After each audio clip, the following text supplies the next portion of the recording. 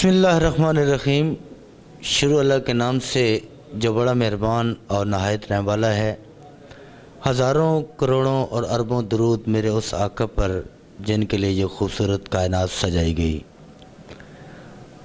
नाजरीन, आप देख रहे हैं अपना चकवाल और मैं हूं आपका मेज़बान खान आमिर खान। ज़िला चकवाल में अपना चकवाल केबल नेटवर्क के हवाले से और अपना चकवाल की टीम की काविशों से आवाम तक खूबसूरत मैसेज पहुंचाने के लिए एक हेल्थ टाइम ये खूबसूरत प्रोग्राम का इनेकाद किया गया। और क्योंकि कुछ ऐसी चीज़ें होती हैं कि जो आम जितने भी पब्लिक में हमारे घरों तक, जितने भी देहातों तक लोगों को ये चीज़ मालूम नहीं होती कि फ़लाँ बीमारी किस तरह होती है और उसकी अलामात क्या हैं और कुछ बीमारियों से किस तरह बचा जा सकता है, या अगर किसी इमरजेंसी की सूरत में अगर आपको कोई ऐसी उसकी निशानियां अगर आपको नज़र आएँ तो उसके आपको कैसे मालूमात हो। तो इसी हवाले से हम मौजूद हैं मेडिकल सुपरिटेंडेंट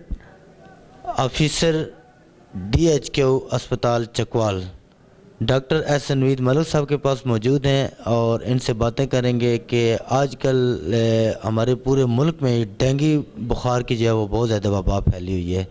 तो इसके मतलब कैसे बचा जा सकता है, या इसके जो फर्स्ट प्रायोरिटी में जो इंसान पर इसकी अलामात ज़ाहिर होती हैं वो क्या हैं। तो डॉक्टर साहब आप ये बताइएगा कि डेंगू बुखार है क्या, ये चीज़ क्या है। बिस्मिल्लाहिर्रहमानिर्रहीम। सबसे पहले तो मैं अपना चकवाल को मुबारकबाद पेश करना चाहूँगा और मैं उनकी इस काविश को सराहूँगा कि उन्होंने सेहत से मुतल्लिक़ जो मसाइल हैं, आम आदमी के लिए जो मसाइल हैं, उनको आम आदमी की ज़बान में आम आदमी तक पहुँचाने के लिए ऐसा अच्छा एक प्रोग्राम शुरू किया है और एक अच्छा इंतज़ाम किया है। जहाँ तक डेंगू की बात है तो ये एक वायरस है और ये एक ख़ास किस्म का मादा मच्छर है जिसकी टांगों के ऊपर काले रंग के निशानात होते हैं और उससे ये एक शख्स से दूसरे शख्स तक फैलता है। डेंगू की जहाँ तक बात है तो मेरा ख़्याल है कि हमारे मुल्क में चूँकि ये एक नई बीमारी थी जो 2010 के बाद शुरू हुई, इस वजह से लोगों में खौफ व हरास भी ज़्यादा फैला और लोगों में बेचैनी भी ज़्यादा फैली। देखा जाए तो ये बीमारी सिर्फ़ पाकिस्तान में नहीं है, ये दुनिया के जितने भी तरक्की याफ्ता मुल्क हैं, अमेरिका या शुमाली अमेरिका के मुल्क या स्कैंडिनेवियन कंट्रीज़, वहाँ पर एक बड़ी तादाद इस बीमारी से हर साल मुतासर होती है। इसका जहाँ तक मॉर्टेलिटी रेट जिसे हम कहते हैं, मरने की जो मौत की जो रेशो कही जाती है, वो इंतहाई कम है। लिहाजा इस बीमारी से डरने की ज़रूरत नहीं है। हाँ, कुछ ऐसे इक़दामात करने की ज़रूरत ज़रूर है जिससे इसके फैलने को रोका जा सके और इसके इलाज के लिए कुछ ऐसे तरीके वज़ा हों और वो हर जगह पे उसके बारे में आगाही हो ताकि इससे पैदा होने वाली किसी भी कॉम्प्लिकेशन से बचा जा सके। सर, डेंगू बुखार से बचने के लिए हिफाजती इक़दामात क्या होने चाहिए। जहाँ तक ताल्लुक़ है जी हिफाजती इक़दामात का, तो उस सिलसिले में मैं अर्ज़ करूँगा कि ये ज़्यादातर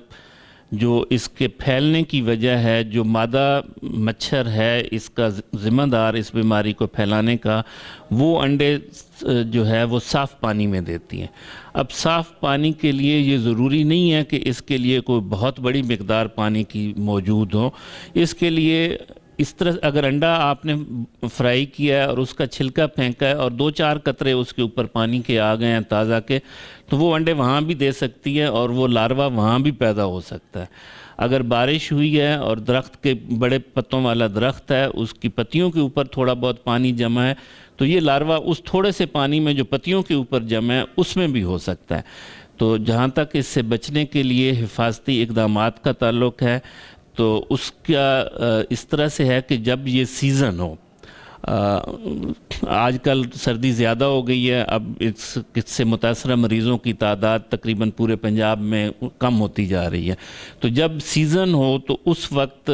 صاف پانی کسی بھی جگہ پہ کھڑا نہیں رہنے دینا چاہیے،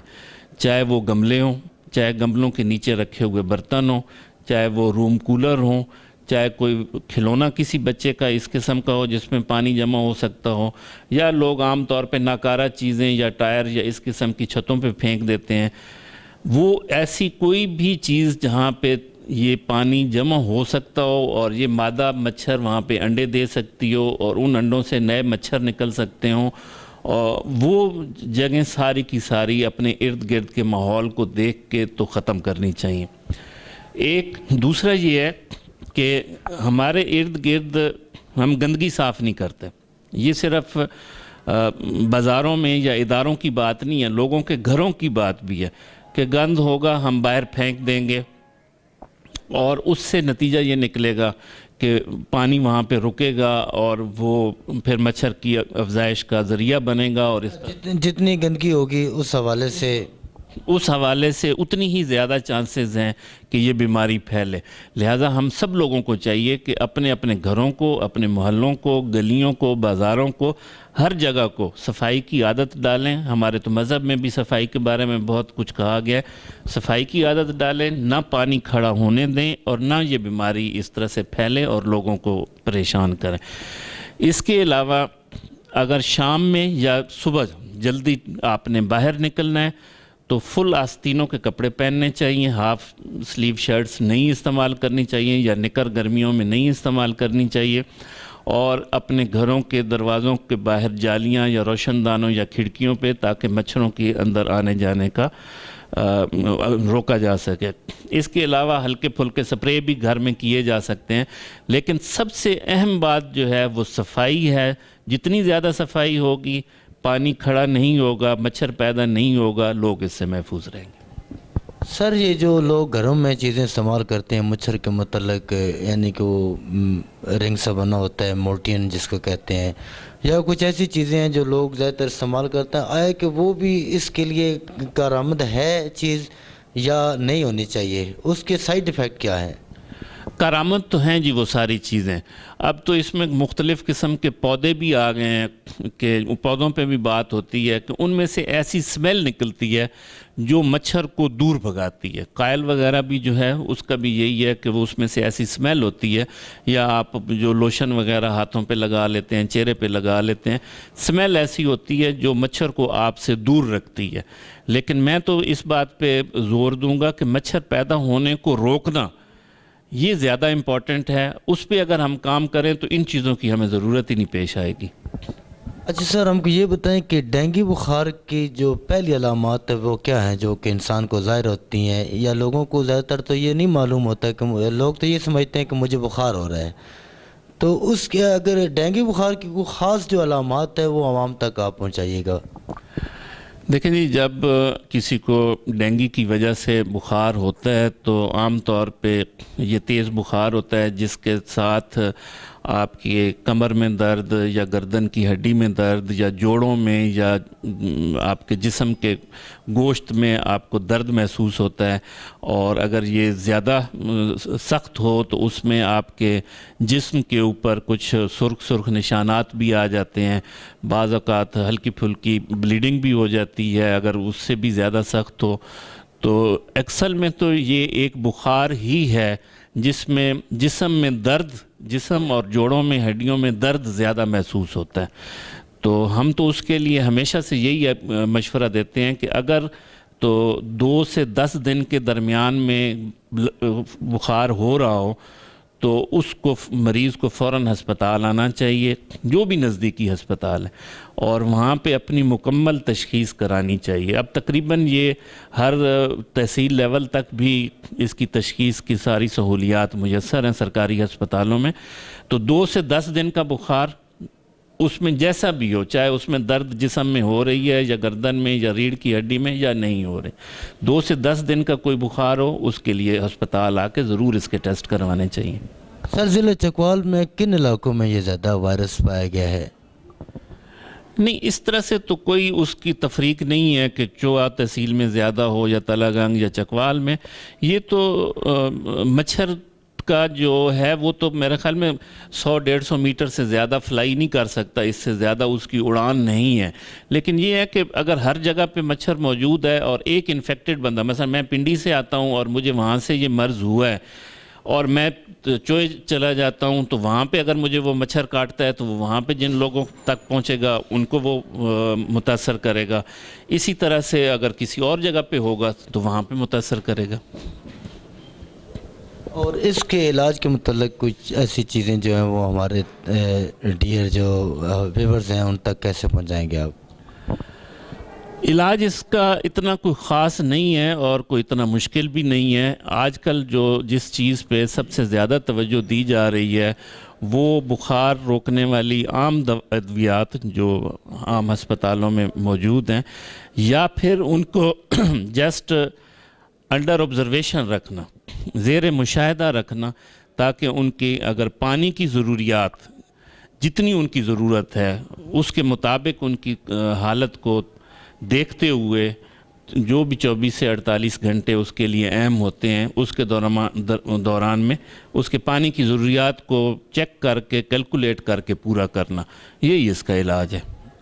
اور اس ڈینگی بخار کے درمیان خوراک کا کیا تعین ہونا چاہیے مریض کے لیے؟ خوراک نارمل، خوراک کے لیے نہ کوئی کسی چیز کی پابندی ہے اور نہ کسی چیز کی زیادتی کی ایڈوائس دی جاتی ہے.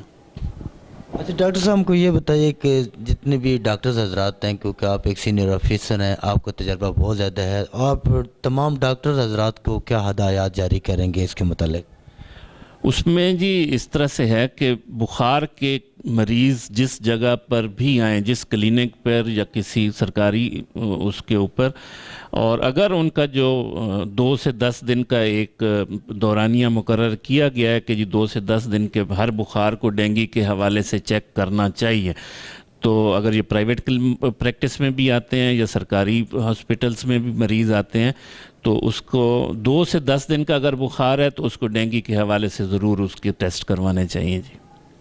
اور دیہاتوں کے لوگوں کے لیے، کیونکہ یہ ایک وائرس بھی ہے، وہاں پہ مچھر بھی بہت زیادہ ہوتے ہیں، تو ان لوگوں کو آپ اس حوالے سے کیا میسیج دینا چاہیں گے؟ مچھر تو دیکھیں جی یہ ایک خاص قسم کا ہے، جیسے پہلے بھی میں نے بات کی ہے،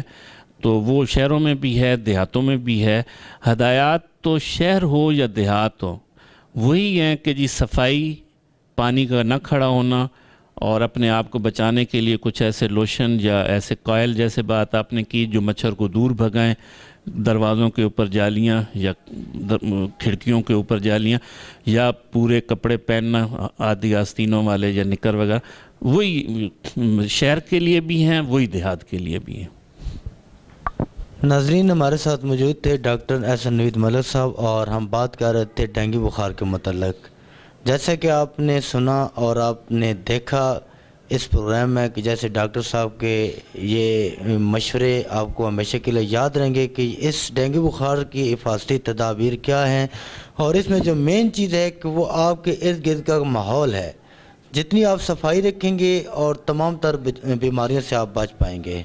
ہماری یہی کاوش ہے، ضلع چکوال کے تمام ڈاکٹر حضرات سے ملیں گے اور مختلف بیماری کے متعلق جو ہے وہ آپ کو ہم بریفنگ دیں گے.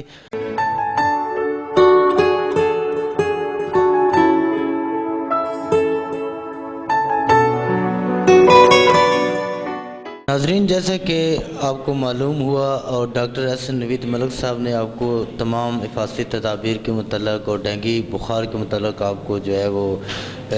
کچھ پوائنٹ بتائے ہیں، اور ہمارا مقصد یہ ہے کہ عوام تک ڈینگی بخار کے متعلق جو جتنے بھی حفاظتی اقدامات ہیں کیسے ہوتے ہیں اور صحت کے متعلق لوگوں کو بریف کرنا، لوگوں کو ایڈوائز کرنا، تاکہ صحت ایک بہت بڑی نعمت ہے اور صحت کیسے رکھنی چاہیے. اور ہمارے موسم بھی بہت اچھے ہیں اور ہمارے علاقے بھی بہت اچھے ہیں، لیکن اس کے باوجود یہاں پر کچھ بیماریاں جو وہ ہیوی ہو چکی ہیں ہمارے علاقوں میں، ہمارے ملک میں. تو ڈینگی بخار کے متعلق آج ہم آپ کو نالج دیں گے. ابھی ہمارے ساتھ تشریف رکھتے ہیں ڈاکٹر فرزین اشفاق صاحبہ، جن کا تعلق DHQ ہسپتال سے ہے اور یہ ڈینگی بخار کی فوکن پرسن بھی ہیں. अस्सलाम वालेकुम। अस्सलाम वालेकुम जी। मैं डॉक्टर फरजीन हूँ, यहाँ पे एज अ मेडिकल स्पेशलिस्ट काम कर रही हूँ। DHQ हॉस्पिटल चकवाल में पिछले 3 साल से मैं काम कर रही हूँ और डेंगू की फोकल पर्सन भी हूँ। और जैसे कि आप सब जानते हैं कि पिछले 3-4 साल से, बल्कि इससे कुछ ज़्यादा 5-6 साल से ज़्यादा ये मर्ज़ बहुत ज़्यादा कॉमन हो रही है और पेशेंट्स जो हैं हमारी OPD में आते हैं जिनको हम डील करते हैं। और स्पेशली हम लोगों ने मतलब अलग वार्ड्स डेंगू सीज़न में इस्टेब्लिश करने होते हैं और जो डेंगू पेशेंट्स होते हैं वो डेंगू वार्ड में मैनेज होते हैं, क्योंकि ये मर्ज़ जो होता है एक मरीज़ से दूसरे मरीज़ को ये लग जाता है मच्छरों के बाइट से ही। इस वजह से आइसोलेशन में रखना पड़ता है इन मरीज़ों को। सो इसके लिए हम लोगों के स्पेशल प्रोटोकॉल्स हैं जो कि पूरे पाकिस्तान में, स्पेशली पंजाब में चूँकि ज़्यादा काम हो रहा है डेंगू और हेल्थ में इस हवाले से, इसलिए मतलब वो प्रोटोकॉल सारे हॉस्पिटल्स में फ़ॉलो होते हैं और उनको इम्प्लीमेंट किया जाता है। तो जहाँ तक फर्दर मतलब ताल्लुक़ है अभी हम इस सीज़न में हमने क्योंकि डेंगू सस्पेक्ट्स तकरीबन 180 पेशेंट्स को हमने एज अ डेंगू सस्पेक्ट यहाँ पे ट्रीट किया है। अच्छा डॉक्टर साहब, वही बात हम आपसे पूछना चाहेंगे कि ये आप इसकी फोकल पर्सन भी रही हैं और ये किस इलाके से ज़्यादा जो मरीज़ हैं वो आप तक पहुँचे हैं डेंगू बुखार के हवाले से? देखिए डेंगू एक तो पहली चीज़ मैं आपको ये क्लियर करती चलूँ कि हम मुख्तलिफ़ बुखार हैं जो कि डेंगू की तरह से प्रेजेंट करते हैं। तो हम जो भी सस्पेक्टेड केस होगा, जो भी मरीज़ बुखार के साथ आएगा डेंगू सीज़न के अंदर जो गर्मियों में शुरू होता है जब मच्छरों की ज़्यादा नशोनुमा हम अपने इर्द गिर्द देखते हैं, तो उस सीज़न में हम 2 से 10 दिन तक का जो बुखार होगा उसमें हर उस पेशेंट को जो हमारे पास आएगा हम उसको इन्वेस्टिगेट करेंगे कि इसको डेंगू फीवर तो नहीं है, ठीक है। तो जो भी मतलब पेशेंट हमारे पास बुखार के साथ 2 दिन से ज़्यादा और 10 दिन से कम फीवर के साथ आएगा हम उसको उसके लिए चेक करते हैं कि इसको कहीं डेंगू बुखार तो नहीं, क्योंकि मलेरिया भी डेंगू की तरह प्रेजेंट करता है। इसके अलावा मल्टीपल और वायरल इन्फेक्शंस हैं जो कि डेंगू की तरह प्रेजेंट करती हैं। तो हमें खुद से पेशेंट को देख के उसका टेस्ट करवा के उसको रूल आउट करना पड़ता है कि ये डेंगू है। और जहाँ तक कि ये कि कोई ख़ास इलाका है मतलब इससे तो ये तकरीबन पूरे चकवाल से इसके सस्पेक्ट्स आते हैं हमारे पास, चकवाल के सारे इलाकों से, सारे देहात से और चकवाल शहर से भी। आज तक कितनी स्ट्रेंथ आई है तकरीबन मरीज़ों की और उनको कैसे आपने हैंडल किया मेडिसिन के हवाले से? इस सीज़न में इस साल हमारे पास 180 पेशेंट्स जो हैं वो हमने डेंगू सस्पेक्ट किए हैं जिनमें डेंगू सस्पेक्ट हो सकता था। उनमें जिन पेशेंट्स में हमारे मतलब उम्मन अब आवाम बहुत ज़्यादा अवेयर हो चुकी है इस चीज़ के साथ कि डेंगू बुखार के साथ सफ़ेद खलिए कम हो जाते हैं खून के, जिनमें सफ़ेद खलिए 1 लाख से कम होते हैं और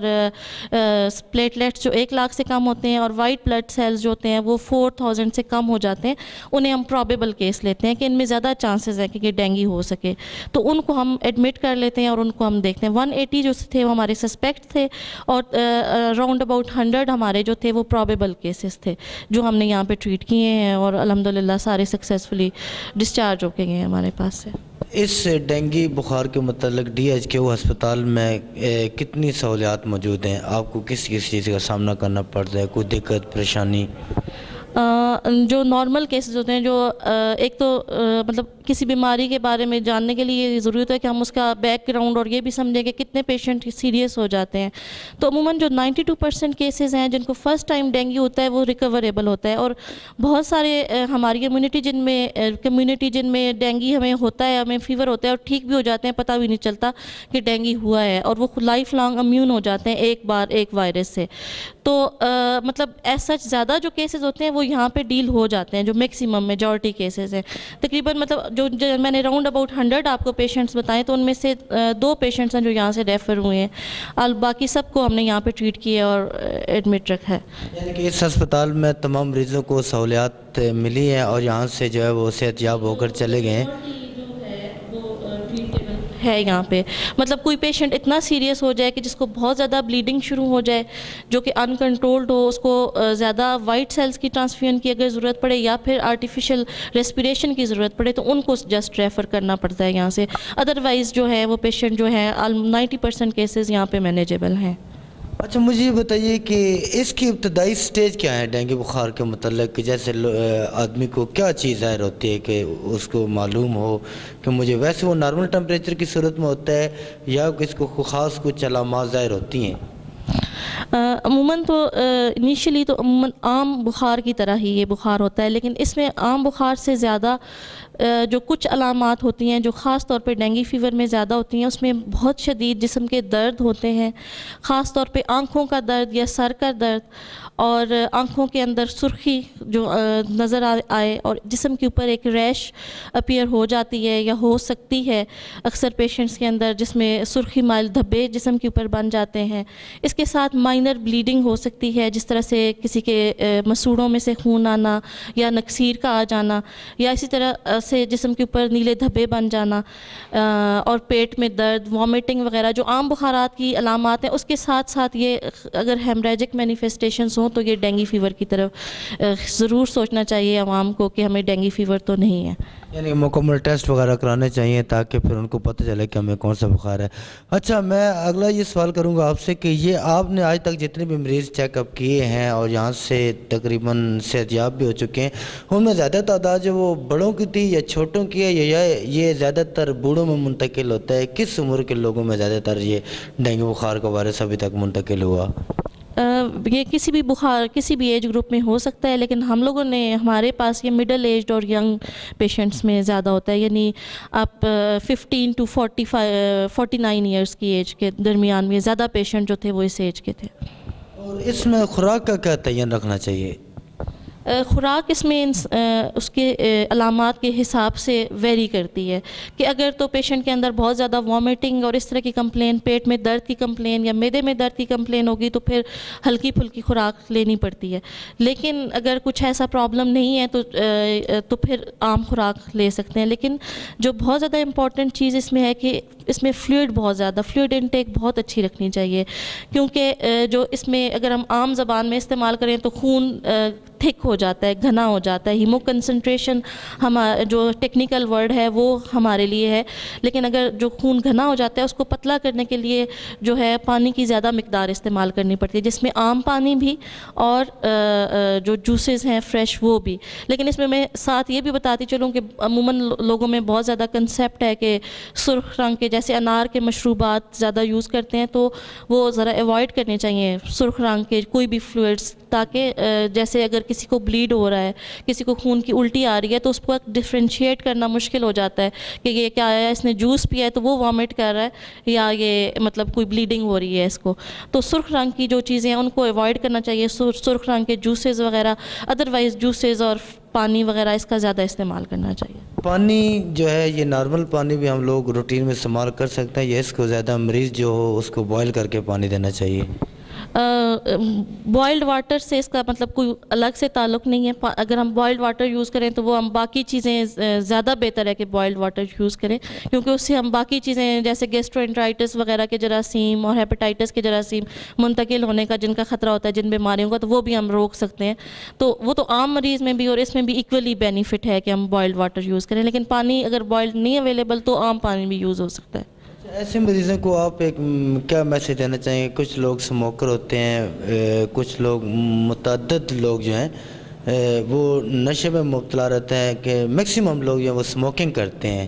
تو اس کے درمیان کیا یہ ایسی چیزیں، یہ تو ویسے بھی صحت کے لیے مضر ہیں، تو آپ پبلک کو کیا میسیج دینا چاہیں گے اس حوالے سے؟ اسموکنگ ادروائز بہت زیادہ انجریس ہے ہیلتھ کے لیے، لیکن اگر ہم ڈینگی فیور کے حساب سے مطلب بات کریں تو اس میں ڈینگی کا اسموکنگ کے ساتھ کوئی ریلیشن شپ نہیں ہے، ٹھیک ہے۔ ادروائز مطلب یہ ہے کہ ہمیں اسموکنگ ہر چیز میں، ہر دل کی بیماریاں، پھیپھڑوں کی بیماریاں اور ہر قسم کے سرطان جگر اس کی وجہ سے زیادہ ہوتے ہیں اسموکنگ کی وجہ سے، ان کو ایوائڈ کرنا چاہیے۔ لیکن یہ کہ ڈینگی میں خصوصی طور پہ اسموکنگ کا کوئی خاص رول نہیں ہے کہ اسموکنگ سے یہ زیادہ ہوگا یا کم ہوگا۔ اچھا کچھ مریض اس سے پہلے کئی بیماریوں میں جو ہے وہ مبتلا ہوتے ہیں، یعنی کہ ہیپیٹائٹس ہو یا کوئی پھیپھڑے کی بیماری کے متعلق کسی بھی بیماری میں مبتلا ہو، تو اس میں اوپر سے ان کو جس مریض کو ڈینگی بخار کا اٹیک ہو تو اس میں آپ کا جو ہے وہ میڈیکلی کیا طریقہ کار آپ اختیار کرتے ہیں؟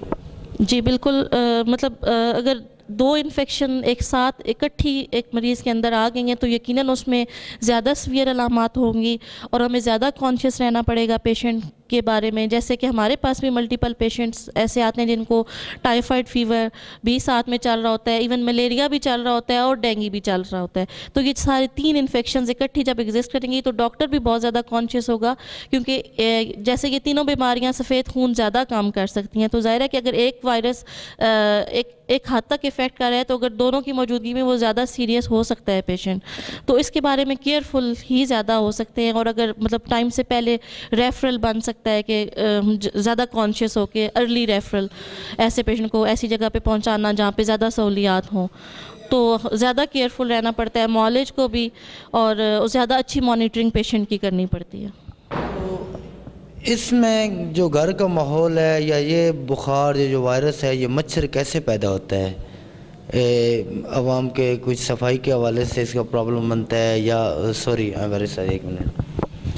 اس کے متعلق جو ارد گرد کے ماحول پر جو نظر رکھی جاتی ہے کہ یہ گندگی کی وجہ سے یہ مچھر پیدا ہوتا ہے یا یہ وائرس کس ذریعے سے منتقل ہو رہا ہے؟ وائرس تو مچھر کے ذریعے منتقل ہو رہا ہے, اور مچھر کی بریڈنگ جو ہوتی ہے وہ ہمارے ارد گرد کے ماحول کے اوپر بہت زیادہ ڈپینڈ کرتی ہے. جو وائرس ہے یہ جس مچھر کے ذریعے پھیلتا ہے اس کی جو زیادہ بریڈنگ ہوتی ہے وہ صاف پانی کے اندر ہوتی ہے. تو عموماً جو ہماری جو ارد گرد اس طرح کی پلیسز ہیں جہاں پہ زیادہ واٹر کنٹینرز ہیں, یا جس طرح سے دھونے کے لیے برتن دھونے کے لیے ریڑھیوں کے نیچے پانی صاف پڑا ہوگا, یا پہیوں کے اندر وہ رکھ کے دیتے ہیں پنچر وغیرہ جو ان شاپس ہوتی ہیں ان کے اوپر پانی کی پلیسز ہوں گی, تو کوشش یہ کرنی چاہیے کہ پانی کورڈ ہو. جہاں پہ بھی ہم صاف پانی سٹور کرتے ہیں وہ کورڈ ہو, یا بارش ہونے کی وجہ سے گملے کے اندر پانی سٹور ہو جائے, یا ہمارے گھر کے مختلف حصوں میں پانی سٹور ہو جائے, اس کو فوراً نکالنے کی کوشش کرنی چاہیے, کیونکہ جیسے ہی پانی کھڑا ہوگا مچھر کی بریڈنگ وہاں پہ شروع ہو جائے, کیونکہ اب یہ مچھر ہمارے اس میں موجود ہے, انوائرمنٹ میں موجود ہے. تو جہاں پہ بھی اس کو فیوریبل انوائرمنٹ ملے گا اس کی بریڈنگ شروع ہو جاتی ہے. اس کے علاوہ یہ جو کوڑا کرکٹ اور ان جگہوں پہ جہاں پہ زیادہ گندگی موجود ہوتی ہے ان چیزوں کو جب تک ہم کلیئر نہیں کریں گی, اور وہ جب تک نہیں ہوگا جب تک ہماری پبلک میں اویئرنیس نہیں آئے گی, جب تک ہم خود اپنی رسپانسبلٹی کو فیل نہیں کریں گے کہ یہ صرف گورنمنٹ کا کام یا ہیلتھ ورکرز کا کام نہیں ہے بلکہ یہ سب کا کام ہے کہ ہم اپنے ارد گرد کے ماحول کو کلیئر اور صاف ستھرا رکھیں, تو تب تک یہ پاسبل نہیں ہے, کیونکہ اس پہ گراس ایفرٹس کی ضرورت ہے. انہی سے یہ چیز پھیلتی ہے اور انہی سے ہم ان کو روک کے ہی ہم یہ روک سکتے ہیں. مچھر سے بچنے کے لیے کوئی ایسی حفاظتی تدابیر یا کیسا ماحول بنانا چاہیے گھر میں؟ لوشن استعمال کرنے چاہیے یا نہیں کرنے چاہیے؟ کے اندر تو مختلف آپ اسپرے کر سکتے ہیں جس سے مچھر کو آپ مار سکتے ہیں. آپ ماسکیٹو نیٹس یوز کر سکتے ہیں کہ خود آپ اس کے اندر سوئیں. ماسکیٹو ریپیلنٹ لوشن ملتے ہیں وہ آپ, یا آئلس اس طرح کے استعمال کر سکتے ہیں جو آپ اسکن کے اوپر یوز کریں, جس سے یہ مچھر جو ہیں آپ خود کو مچھر کے کاٹنے سے بچا سکتے ہیں. اچھا ڈاکٹر صاحبہ, اس میں وائٹ سیل کی کتنی ضرورت پڑتی ہے؟ عموماً جیسے کہ میں آپ کو پہلے بتا چکی ہوں کہ یہ سیلف لیمٹنگ ڈیزیز ہے جو کہ ایک خاص ٹائم پیریڈ کے بعد جو ہے یہ خود بخود ریکور ہونا شروع ہو جاتی ہے. تو جب تک کہ پیشنٹس کو کوئی بہت زیادہ ہیوی بلیڈنگ نہ ہو, جیسے اسے خون کی بہت بار الٹیاں آ رہی ہوں یا ناک اور منہ سے بھر کے خون نکل نہ رہا ہو, تب تک خون لگوانے کی, خاص طور پہ وائٹ خون لگوانے کی کوئی خاص ضرورت نہیں ہے. جو کہ عام ہماری پبلک یہ سمجھتی ہے کہ اگر کسی کو ڈینگی ہو گیا تو پہلے ہی ہم خون لگوا لیں تاکہ جا کے کم نہ ہو خون اور ہم اس کو پورا رکھیں, تو اس چیز کا کوئی فائدہ نہیں ہوتا اس میں. یہ ایک نارمل اس کا ڈیزیز کا جو نیچرل پروسیس ہے وہ یہی ہے کہ پہلے خون کم ہوگا اور پھر وہ آہستہ آہستہ بڑھنا شروع ہو جائے گا. تو جب تک کہ بہت زیادہ ہیوی بلیڈنگ جو کہ لائف تھریٹننگ بلیڈنگ نہ ہو تب تک اس کا کوئی ضرورت نہیں ہوتی ہے خون لگانے کی. اچھا ڈاکٹر صاحبہ, اس ڈینگی بخار کے متعلق کوئی ایسی خاص ویکسینیشن ہے کہ جو آپ استعمال کر رہے ہوں مریضوں کے لیے؟ جی نہیں, ابھی تک دنیا میں اس کی کوئی ویکسین نہیں بن سکی, اور جو ہم کر سکتے ہیں وہ یہی ہے کہ ہم مچھروں کی بریڈنگ روکیں اور اپنے انوائرمنٹ کو صاف ستھرا رکھیں. یعنی کہ اس کو صرف مچھر جو ہے وہ کنٹرول کیا جا سکتا ہے, ابھی تک اس کی خاص ویکسینیشن جو ہے وہ ابھی تک نہیں. یہ صرف پاکستان میں محدود ہے ابھی تک یا پوری دنیا میں ابھی تک اس کا کوئی انتظام نہیں ہوا؟ تقریباً اب دنیا کے اکثر ممالک میں ڈینگی فیور پھیل چکا ہے, تقریباً سارے علاقوں میں ہے یہ. کوئی ایسا مطلب ایگزیکٹلی ایریا وہ نہیں ہے. ہاں کچھ ایسے ملک جہاں پہ بہت زیادہ سردی ہے اور وہاں پہ مچھروں کی ہے ہی نہیں, مطلب مچھر وہاں پہ نہیں ہوتے ہیں, ایسے ممالک میں وہ نہیں ہے. جیسے ویسٹرن کنٹریز ہیں جہاں پہ بہت زیادہ ٹھنڈ اور زیادہ پورا سال جو ہوتا ہے وہ ٹیمپریچر بہت لو رہتا ہے. ادروائز یہ ہے کہ ڈینگی وائرس اکثر دنیا کے ممالک میں پایا جاتا ہے. تو جو ویکسین ہے اس کی کیا صرف پاکستان میں ابھی تک نہیں موجود یا باقی ممالک میں بھی ابھی تک اس کا کوئی انتظام نہیں ہوا؟ ویکسین ابھی نہیں بنی ہے, کہیں پہ بھی نہیں بنی تک نہیں بنی. تو اس کے مطابق پھر جو آپ نارمل کون سی میڈیسن استعمال کرتی ہیں؟ اس میں نارمل میڈیسن سمپل پیراسٹامول کی گولی, لوگ بہت ویل اویئر ہیں کہ بخار کی گولی جو پیراسٹامول کی گولی ہوتی ہے وہ بخار کو کم کرنے کے لیے, جب بخار ہو یا جسم کے درد ہو ان کے لیے استعمال کی جاتی ہے. اس کے علاوہ جو باقی درد کی گولیاں ہیں وہ نہیں دینی چاہیے. اور درد کے انجیکشن جو عام لوگ جا کے لگوا لیتے ہیں ڈاکٹرز کے پاس کہ ہمیں بخار سے درد ہو رہا ہے, کیونکہ وہ ان سے خون اور پتلا ہوتا ہے ان دوائیوں سے. پیراسٹامول کے علاوہ باقی جو دوائیاں درد کی ہیں میجورٹی دوائیاں وہ نقصان کرتی ہیں ڈینگی فیور میں, تو ان سے بچنا چاہیے اور بلا ضرورت انجیکشن نہیں لگوانے چاہیے, کیونکہ اس سے خاص طور پہ خون جب کم ہوتا ہے تو وہ اور پتلا ہو جاتا ہے ان انجیکشن سے, تو ان کو ایوائڈ کرنا چاہیے. باقی جو اگر ہم او پی ڈی بیس پہ جو پیشنٹ مینیج کرتے ہیں جو گھر میں رہ کے اپنا علاج کراتے ہیں وہ اتنے اسٹیبل ہوتے ہیں, تو ان کے لیے گھر میں پانی کی زیادہ مقدار اور جوسز کی زیادہ مقدار, اور ہم یہاں پہ جو ہاسپٹل میں کہیں پہ بھی جو ہوتے ہیں اس کی مینجمنٹ صرف جو فلوئڈز ہیں آئی وی فلوئڈز ہیں ان کی مختلف ٹائپس ہیں جن کو ہم مختلف سٹیجز پہ استعمال کر سکتے ہیں. اس کے علاوہ اور کسی دوائی کی ایسا ضرورت نہیں پڑتی ہے. جی ناظرین, ابھی آپ سن رہے تھے اور اسکرین کے سامنے آپ دیکھ رہے تھے ڈاکٹر فرزین صاحبہ, جنہوں نے بہت ہی اچھے طریقے سے ڈینگی بخار کے متعلق آپ تمام لوگوں کو معلومات فراہم کی. اور اپنا چکوال کی ٹیم کی بھی یہی کاوش ہے کہ پبلک تک جتنی بھی معلومات ہیں صحت کے حوالے سے آپ تک پہنچاتے رہیں گے. اور اس ٹائم تک ڈاکٹر فرزین صاحبہ کا شکریہ ادا کرتے ہوئے اپنے میزبان خان عامر خان کو دیجیے گا اجازت. تب تک کے لیے اللہ حافظ.